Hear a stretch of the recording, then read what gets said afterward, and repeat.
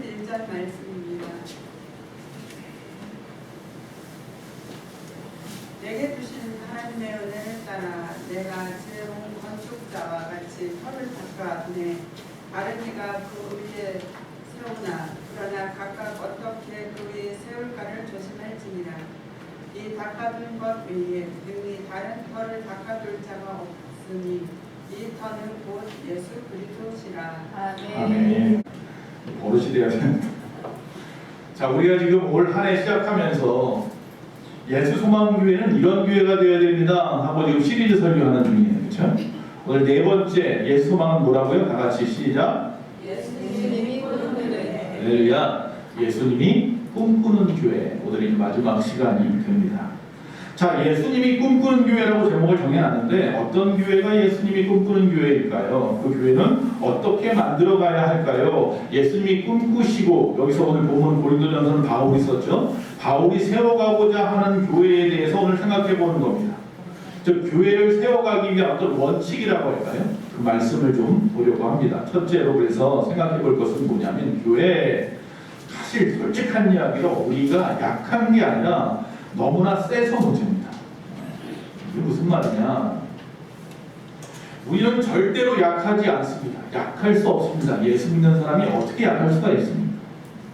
마태복음 16장 18절 다 같이 읽겠습니다. 시작. 또 내가 내게 이르노니 너는 베드로라. 내가 이 반석 위에 내 교회를 세우리니 음부의 권세가 이기지 못하리라. 할렐루야. 뭐라고요? 음부의 권세가 이기지 못하리라. 베드로에게 이야기하는 거예요? 아니요. 믿음을 고백하는 자, 주는 그리스도시요 살아계신 하나님의 아들이십니다라고 고백하는 그 믿음 위에 세워진 모든 교회 공동체와 우리 한 사람 한 사람, 우리 모두에게 하나님은 어떤 권세를 주었냐면 음부를 이길 만한 권세를 우리에게 주셨다. 우리는 약하지 않습니다. 오히려 너무 세서 문제입니다. 도대체 뭐가 세다고 제가 장난하냐면은, 즉 우리가 스스로 약하다고 생각하는 강함에 빠져 있다는 겁니다. 자, 이게 무슨 말이냐? 즉 예를 들면 그런 거예요. 교회에서 어떤 사역이나 어떤 행사를 하면서 성도님, 집사님, 권사님, 안수 집사님 이 일을 갖다가 좀 맡아주세요라고 말을 하면 대부분 뭐라고 말합니까? 제가요? 아유, 저는 그런 거 못합니다. 저는 힘이 없습니다. 아유, 저는 그런 능력이 없습니다. 라고 말을 합니다. 굉장히 겸손한 말씀 같죠? 그러나 사실은 고집이죠. 그러니까 내가 약하다라고 하는 강함에 빠져 있는 거예요. 그럼 저는 그렇게 말할 겁니다. 네, 제가 찾는 사람도 약한 사람입니다. 왜냐하면 당신이 일하려고 하면 주님이 일하지 않을 테니까요. 당신의 능력으로 일하려고 하면 주님은 손 놓으실지도 몰라요. 그래서 주님이 일하실 수 있도록 그냥 몸만 빌려주세요. 할렐루야. 몸만 빌려주세요. 어제 문자로 어떤 분이 저한테 이야기를 했어요. 저는 이렇게 약합니다. 그러나 하나님의 말씀에 순종하라고 했으니까 순종해야겠지요? 순종하겠습니다. 할렐루야. 이게 오히려 바른 대답일 수 있어요. 자, 우리가 지금 고린도전서 3장을 보고 있는데요. 앞에 4절에서 7절 부분을 한번 읽어볼게요. 다 같이 읽습니다. 어떤 이는 말하되 나는 바울에게라 하고 다른 이는 나는 아볼로에게라 하니 너희가 이게 사람이 아니리요. 그런즉 아볼로는 무엇이며 바울은 무엇이냐? 그들은 주께서 각각 주신 대로 너희로 하여금 믿게 한 사역자들이니라. 나는 심었고 아볼로는 물을 주었으되 오직 하나님께서 자라나게 하셨나니 그런즉 심는 이나 물 주는 이는 아무것도 아니로되 오직 자라게 하시는 이는 하나님 뿐이니라. 자, 고린도 교회에 문제가 생겼어요. 파벌이 생겼어요. 나는 바울파야, 나는 아볼로파야, 나는 게바 베드로파야. 바울이 그 마음에 그 어떤 고민이 생긴 거예요. 도대체 뭐야 이게? 나도 너와 똑같은 인간인데 성도들이 자신의 취향이나 성격에 따라서, 신앙의 성격에 따라서 어떤 파벌을 자꾸 만드는 것에 대해서 못마땅했던 거죠, 바울은. 그래서 바울이 말하는 거예요. 바울이 누구고 아볼로가 누구? 아볼로가 도대체 누구냐? 장로교가 뭐고 감리교가 뭐고 순도금이 뭐냐? 뭐 그런 이야기일 수도 있고요. 바울은 심었다. 그래 복을 전했죠. 그래 아볼로가 가르쳤어요. 물을 주었죠. 그러나 교회를 자라게 한 건 결국 누구냐? 하나님 아니냐? 여러분의 그 텃밭에다가 뭘 심었든지 간에 여러분이 심고 물을 주었어도 그걸 자라게 하시는 분은 하나님인데, 우리의 문제는 너무나 자기 주장이 강하고 고집이 세고 나의 이익을 위한 강한 욕구가 문제인 겁니다. 그래서 도대체 하나님을 믿으려 하지도 않고 하나님 앞에 순종하려고도 하지 않습니다. 미디안의 모세를 갖다가 호렙산에서 하나님이 부르십니다. 그 나이 80에. 자, 애굽의 왕자로 커서 40이 되었을 때 사람을 죽이고 광야로 도망갔습니다. 그리고 40년 동안 미디안 광야에서 목자 생활을 하고 있는 그에게 하나님이 호렙산에서 양을 치다가 그를 부르십니다. 떨기나무가 있었는데 불이 붙었는데 불도 안 나네. 타지도 않네. 거기서 음성이 들립니다. 거룩한 곳인데 신을 벗으라. 두려워서 모세가 넙죽 엎드립니다. 그런데 문제는 뭐예요? 내가 너를 통하여 네 민족을 애굽에서 탈출시킬 거야. 가나안을 주겠다고 아브라함에게 약속한 것을 이루리라 라고 말을 합니다. 그때 모세가 아이고 그러면 내가 하나님의 뜻대로 하겠습니다. 나를 사용해 주세요. 이러면 좋았을 텐데 거기 보면 뭐라고 하니까 나는 나이가 많아 늙었고 내 입술은 어눌합니다. 그러면 못 가겠다는 거예요. 핑계를 대죠. 모세가 지금 주장하는 것은 뭐냐면 내가 이만큼 약합니다 라는 게 아니라 감히 하나님의 말씀조차도 어길 수 있다는 강한 자아를 내세우고 있는 거예요. 하나님이 지금 말씀하는 건데 세상을 창조하신 하나님이 너를 쓰겠다고 말하는데 내가 감히 뭐라고 그 하나님 앞에 아우 나는 나이가 늙었고 나는 말을 잘 못해 말주변이 없어요. 어눌한 입을 가졌어요 라고 말하느냐는 거예요. 우리 안에 그런 강한 자아가 있어요. 그래서 아무것도 안 되는 거예요. 군대 같았으면요, 만약에 전쟁이었으면요, 명령불허적으로 총 쏴 죽여도 상관없는 거예요. 하나님이 그래 너 약해? 그럼 너 필요 없으니까 죽어라. 그리고 죽여도 그만인 거예요. 일하겠다고 해야죠. 결국 하나님의 말씀에 그가 거절하다가 결국 순종하게 되었고 그로 인하여 그 나이 80이라는 나이에도 불구하고 자기 민족을 이끌고 나왔어요. 할렐루야. 광야 생활을 했어요. 그가 120살까지 살았어요. 그 약함은 어디 갔는지 없어져 버립니다. 여러분 우리는 또 다윗을 잘 압니다. 이 다윗을 성경에 보면 분명히 뭐라고 말하냐면 사무엘이 하나님 마음에 합한 자라고 말하고 있습니다. 그렇게 평가를 합니다. 자, 왜 다윗이 하나님 마음에 합한 사람일까요? 다윗은 우리처럼, 아니 우리보다 더 큰 실수를 저지른 사람입니다. 살인교사이잖아요. 살인교사, 가늠하고. 그럼에도 불구하고 그에게는요 하나님의 마음에 합할 만한 것이 있었는데 그것은 순종이에요. 하나님을 두려워하는 마음이에요. 한결같이 그는 순종하는 사람이었습니다. 성경에 보면 하나님을 갖다 잘 섬기고 싶어서 성전을 짓고 싶었습니다. 그러나 하나님이 뭐라고 그래요? 너는 피를 많이 흘렸으니 안 된다고 말합니다. 근데 지을 수 없게 됐잖아요. 떼쓰지 않습니다. 네 알겠습니다. 순종합니다. 그리고 뭐합니까? 그러면 내 아들이 지을 수 있도록 준비만 하겠습니다. 그래서 열심히 성전 지을 것들을 준비하였던 다윗을 발견합니다. 여러분 어느 교회에서요 일본의 가고시마로 선교를 갔습니다. 가고시마에 선교를 가서 그곳에서 무엇을 할까? 이제 그들이 이제 머무는 교회에서 가만히 생각을 해보니까 아 이들에게 김치를 담궈서 나눠주면 좋겠다 라는 생각이 들었어요. 그래서 김치를 담그기 위해서 시장에 가서 좋은 무와 배추를 사왔는데 우리나라에서는 볼 수 없을 만큼 튼실하고 아주 좋은 무와 배추를 가지고 왔어요. 한가득 가지고 와서 가지고 오면 뭐합니까? 잘 씻어서 욕조에다가 집어넣죠. 그리고 절여놓으려고 소금을 가득 넣잖아요.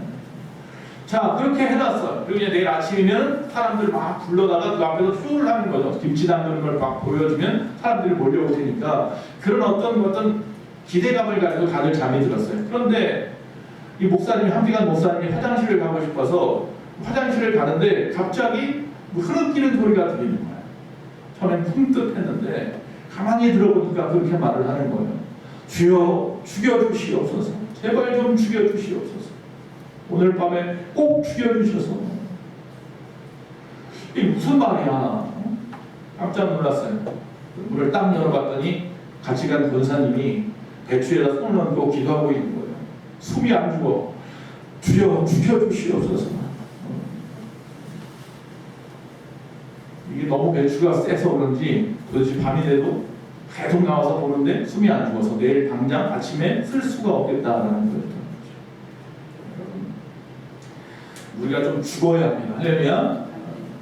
주여 제발 우리 예수만교회 성도님들 좀 죽여주시옵소서. 그 강한 자아를 좀 죽여주시옵소서. 숨이 죽지 않으면 절대로 살 수 없습니다. 절여지지가 않습니다. 즉 다시 말하면 하나님의 손길로 무엇인가 만들어야 하는데 만들 수가 없습니다. 강해가지고 죽지를 않아서 절여지지가 않아서.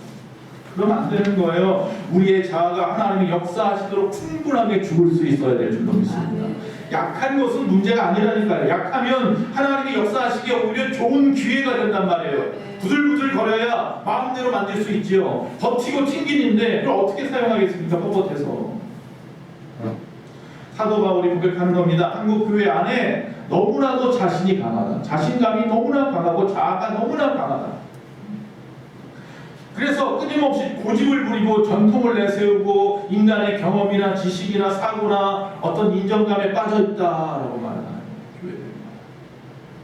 하나님이 역사하기 원하신다면 하나님이 일하실 공간을 만들어주는 교회가 되어지고 우리가 절여져야 하고 죽어야 하죠.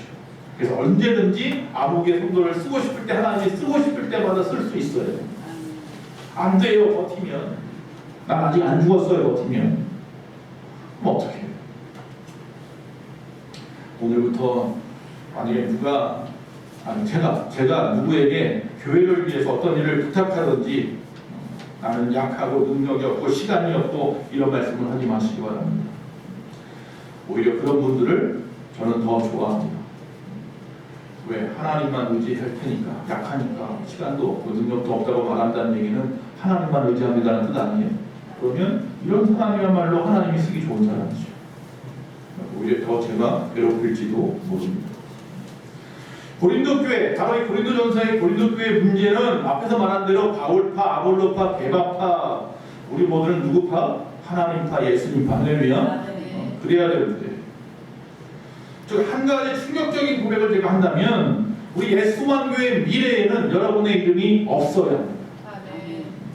교회 나중에 무슨 교회 백서라도 하나 만들어낸다면 여러분의 이름이 없어야 합니다. 어느 분이 헌금을 많이 해서, 어느 분이 전도를 많이 해서, 어느 분이 봉사를 많이 해서 부흥한 교회가 아니라 오직 하나님이 하셔서 부흥한 교회가 되어야 됩니다. 여러분은 뭐예요? 그저 도구. 그냥 하나님이 사용한 도구로서의 이름만 있으면 돼요. 자, 두 번째 또 문제는 뭐냐면 우리가 소망의 리빌딩, 어쩌면 비전의 리빌딩을 시작해야 한다는 겁니다. 멈춰 있으면 안 된다라는 거예요. 리빌딩이라는 말이 뭐 세워간다는 이야기일 수도 있는데 다시 세운다는 이야기인데 스포츠 용어이기도 합니다. 처음에 쓰인 것은 즉 어떤 프로 구단이 있으면 그 구단이 만약에 우승을 하잖아요. 그럼 그 다음부터 계속 우승을 하느냐 한두 번 우승하다가 갑자기 쇠퇴를 해요. 왜 그러냐면 그 우승했던 멤버들이 나이가 들거나 그러면서 기량이 떨어지는 거예요. 그럼 이 팀은 어떻게 해요?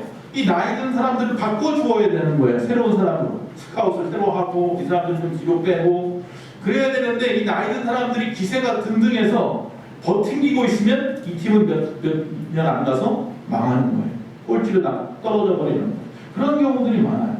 유럽의 그 프로 축구들 좋아하시죠? 그 프로 축구 보면 그래요. 2부 리그에 있던 팀이 갑자기 하루아침에 1부 리그로 오더니 우승을 해버렸어요. 레스트보라고 해가지고. 근데 그리고 나서 곧바로 또 1부 리그 항상 하위에 가 있어요. 그 우승했던 사람들을 변화시켜야 되는데 그걸 못하는 거예요. 속아내지를 못하는 거죠. 교회도 마찬가지예요. 속아낼 때 속아내야 돼요. 다시 말하면 즉 다시 재고하고 재검토해야 된다는 겁니다. 우리의 예배도, 우리의 모임도, 우리의 사역이나 전도나 선교나 봉사나 하나님 말씀을 전하는 것까지도, 그 말씀까지도 재고하고 재검토해 나가야 된다는 거죠. 끊임없이 말이죠. 어떤 장로님이, 목사님이 내가 이번 한 주간 동안 세미나에 좀 다녀오겠습니다 그랬더니 한숨을 푹 쉬더래요. 목사님이 아니 제가 세미나 갔다 온다는데 한숨을 푹 쉬십니까? 큰일 났잖아. 또 우리 목사님 또 세미나 갔다 오면 교회를 또 뒤엎어버릴 텐데 이거 배웠다 저거 배웠다 해가지고 와가지고는 이건 이렇게 해야 된다 저건 저렇게 해야 된다는데 한두 번도 아니고 그래서 막 한숨을 쉬더라는 겁니다. 여러분 목사도 배워야 합니다. 왜냐면 저도 지난주 3일 동안 제 보수교육을 받고 왔어요. 교육자 보수교육을. 그런데 중요한 건 뭐냐면 그걸 배웠다고 해가지고 와가지고 그대로 우리 교회 맞지도 않는데 막 대조하고 그러면 문제이지. 제가 분명히 말하는 것은 완전히 뒤엎어라가 아니라 재고하고 재검토해보라는 거예요. 정말로 사람의 생각이나 방법이 아니라 오직 예수 그리스도, 예수님이 꿈꾸시는 교회가 우리 교회인지를 점검해보자. 지금 그 이야기를 좀 하고 있는 것입니다. 자, 1절과 2절 말씀을 한번 읽어보겠습니다. 고린도전서 오늘 말씀에 형제들아 내가 신령한 자들을 대함과 같이 너희에게 말할 수 없어서 육신에 속한 자 곧 그리스도 안에서 어린 아이들을 대함과 같이 하노라. 내가 너희를 젖으로 먹이고 밥으로 아니하였나니 이는 너희가 감당하지 못하였음이거니와 지금도 못하리라. 자, 사도 바울이 말하고 싶은 건 뭐냐면 우리가 좀 흔히 생각하는 우리 말하는 능력이 충만한 교회 모델이 사실은 고린도 교회예요. 이 고린도 교회는요 역사가 많이 일어나 치유의 역사도 일어나고 방언과 예언이 충만한 교회예요. 성령 충만한 교회라고 생각하는 거예요. 그럼 은사가 넘치는 교회가 고린도 교회인데 지금 바울은 지금 뭐라고 말하고 있냐면 너희가 젖으로 먹이고 밥으로도 아니하였더니 이는 너희가 감당하지 못합니다. 어린애 취급하고 있는 거예요. 그 당시에 많은 교회들을 바울이 세워가면서 그 교회들마다의 특징이 있는데 특별히 이 교회는 능력이 많이 나타나는 교회, 은사 충만한 교회인데 왜 어린아이만도 못해서 감당하지 못하겠어가지고 너희에게 밥은 못 주겠고 젖이나 먹여라 이런 얘기를 하고 있다는 거죠. 왜 방언도 하고 예언도 하고 환상을 보고 병 고치는 역사가 많이 일어나는 교회인데 왜 바울의 눈에는 어린아이같이 보일까요? 여러분 그 능력이 즉 어린아이들처럼 자기를 위해서만 쓰기 때문에 다시 말하면 어린아이와 어른의 차이는요 남을 생각할 줄 아느냐 못하느냐의 차이라고 합니다. 즉 내 가족, 내가 사는 사회, 내 교회 또한 우리 주변의 이웃들까지도 다 돌아볼 수 있는 사람이 되어야 된다는 거죠. 즉 고린도 교회는 은사는 충만한데 자기들만의 은사예요. 자기들끼리 안에서만 부흥의 역사 뭐 이런 말만 할 뿐이지 자기들끼리만 성령 충만한 거예요. 여러분 어린아이가 되지 맙시다.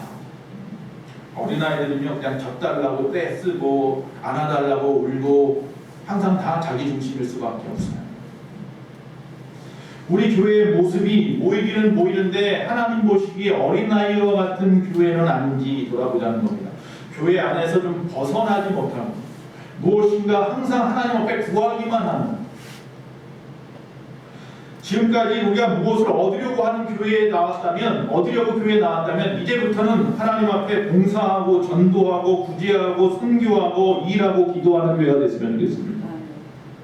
주시옵소서 라고만 하는 교회가 아니라 정말 열심히 나아가 일하고 전해주는 교회가 되기를 원합니다. 나눠주는 교회가 되어서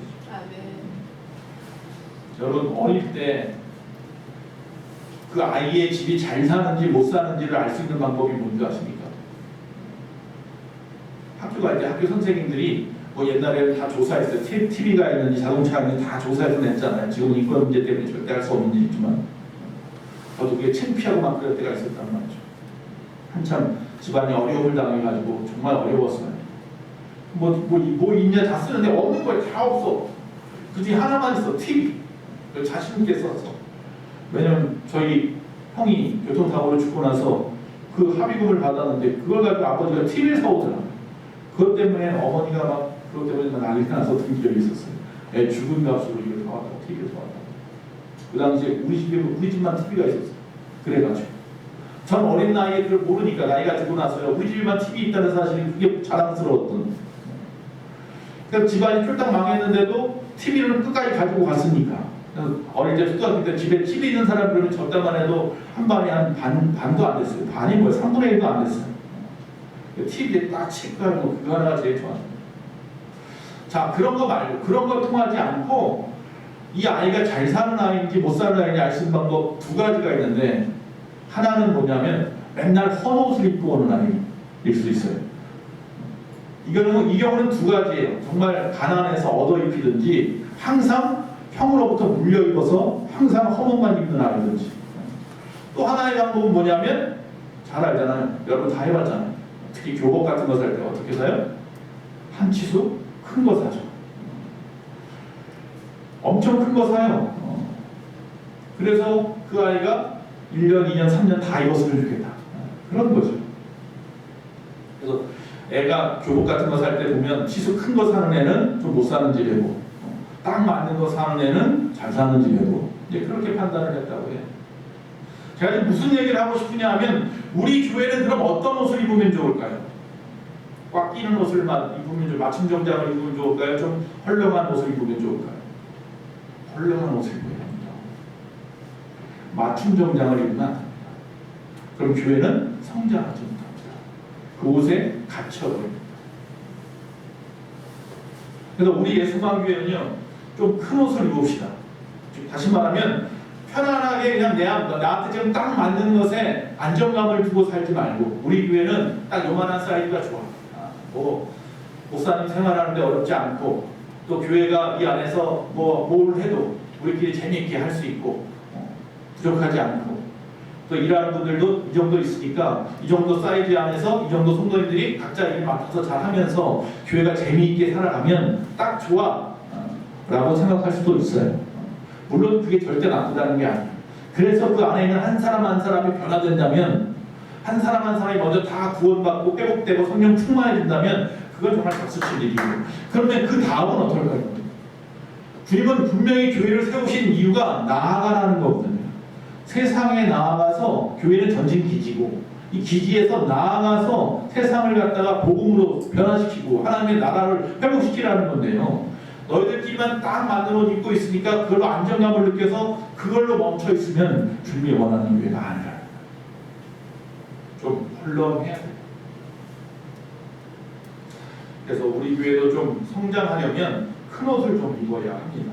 즉 다시 말하면 우리 교회 안에 나오면 복받고, 우리 안에 오면 능력받고 잘되고, 그런 메시지에 솔직하게 우리 성도님들이 너무 익숙해져 있다면 그건 제 잘못입니다. 교회 나와서 복받고 능력받고 잘되고 좋습니다만, 그 다음으로 나아갈, 거기 머무르지 않냐고, 그래서 그 교회가 그들이 그 힘을 가지고 세상을 향하여 나아가고 세상을 변화시키고 회복시키고 전도하고, 그래서 날마다 부흥하고 성장하는 교회, 그게 바로 하나님이 원하시는 교회의 모습이라는 거예요. 다시 말하면 새로운 리빌딩이 좀 필요하다. 성경은 끊임없이 뭐라고 말하냐면 이거 되라고 합니다. 빛이 되라고 말합니다. 소금이 되라고 합니다. 예수의 향기가 되라고 말합니다. 여러분, 빛과 소금과 향기의 특징이 뭔지 아십니까? 같은 특징. 우리는요, 소위 말하면 음식으로 따진다면 메인 디시, 메인 음식이 되고 싶어요. 우리는요, 또 남들로부터 칭찬받고 그냥 편한 곳에 계속 머물러 있고 싶어요. 그런데 여러분, 여기서 말하는 빛이라는 것은요, 타들어가게 하는 것이에요. 또 여기서 말하는 소금이라는 것은요, 맛 속에 녹아 들어가는 것이에요. 또 여기서 말하는 향기라는 것은요, 음식과 분리해서 떨어져 나가야 하는 거예요. 이게 메인이 아니에요. 근데 성경은 우리 그로 메인이 되라고 말하지 아니하고 그냥 빛이 되고 불이 되고 우리가 또 소금이 되고 향기가 되라고 말씀하고 있다. 즉 교회가 미래로 나아가기 위해서 좀 큰 옷을 입고 좀 미래를 향하여 성장하고 나아가기 위해서 어떤 지렛대를 갖다 좀 잘 사용하고 그럴 줄 알아야 된다는 거예요. 뭐 교육이나 문화나 가정 문제, 노인 문제, 뭐 여러 은퇴자 문제, 요새 일어나는 여러 가지 문제 등등에 대해서 교회가 좀 관심을 가져야 한다는 이야기죠. 사모하고 그래서 이야기하는 것이 우리 교회 4월 달쯤부터는 아직 제가 이제 재직회 때 이야기를 해야 되는데 작은 도서관을 좀 해볼까 기도하고 있는 거예요. 주변에 아이들을 좀 영고 믿음 안에서 신앙 안에서 좀 가르칠 수 있는. 아니면 또 상담 같은 것도 좋을 것 같아요. 우리 교단의 어떤 교회는 사모님이 상담 공부를 하고 교회에다 상담소를 개설하고 무료 상담소를 전 몰랐는데요. 상담 보통 이런 자격증 있는 분들이 상담할 때 1시간에 얼마 받는 줄 아세요? 1시간 상담하고 보통 10만 원에서 15만 원 받는다고 하더라고요.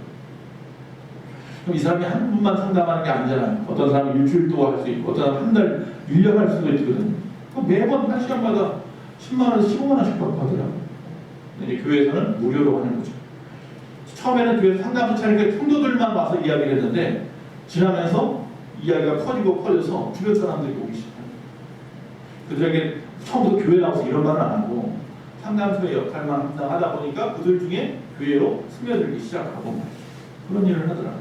우리 교회도 좀 그런 교회로 좀 건설적으로 나아가야 되지 않겠는가 라는 생각을 가지고 여러분한테 기도를 부탁을 드리는 겁니다.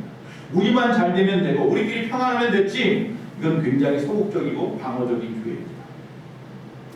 안티기독교가 문제가 아니라요, 이런 우리의 모습이 그들에게 빌미를 주는 것이 문제입니다. 너희들만의 교회, 너희 나라로 가, 너희 세상으로 가 라고 말한다는 거죠.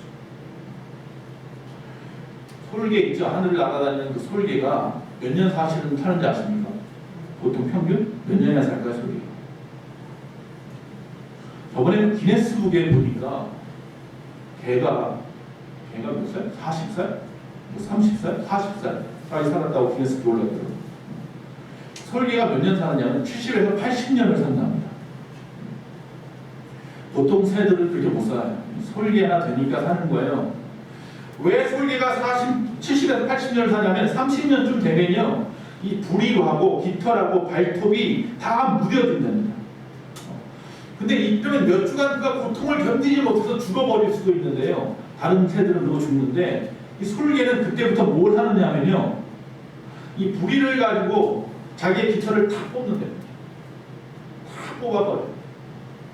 그리고 또 뭐 하느냐면 이 발톱을 갖다가 또 뽑아요. 자기 발톱을 다 뽑아요. 그리고 이 부리는 돌이나 바위 같은 데 쳐가지고 또 깨트려버려요. 그래서 여러분 혹시 보면 새들 중에 부리에 막 상처 많은 것들 있잖아요. 이제 다 그렇게 깨트린 거예요. 그러면 엄청난 고통이 오는 거예요, 자기. 그게 한 3주에서 한 달 정도. 그 고통이 지나고 나면 새로운 발톱이 나오고, 고통이 지나고 나면 새로운 깃털이 나오고, 고통이 지나고 나면 부리가 더 든든해져, 강건해진다. 그래서 또 다시 30년, 40년을 살아요. 가만히 있으면 편해요. 그러나 위기가 없으면 꿈도 안 꾸고요, 성장하지도 않습니다. 그래서 하나님은 우리를 성장시키려고 우리에게 위기를 주시기도 합니다. 우리 교회는 돈이 없어요. 우리 교회는 사람이 없어요. 그래서 우리 교회는 하나님이 일하시는 교회입니다. 네. 그래서 성도님들도 일할 기회를 하나님이 주시는 교회입니다. 우리 교회는 목사도 유명하지도 않고 우리 성도님들 중에서 뭐 특별한 분도 없고, 그래서 우리 교회는 하나님이 디자인하시는 대로 쓰실 수 있는 교회입니다. 단 우리는 언제든지 쓰시겠다고 하면 내어드릴 준비만 하고 있으면 됩니다. 다시 10절과 11절 말씀, 본문 말씀으로 돌아옵니다.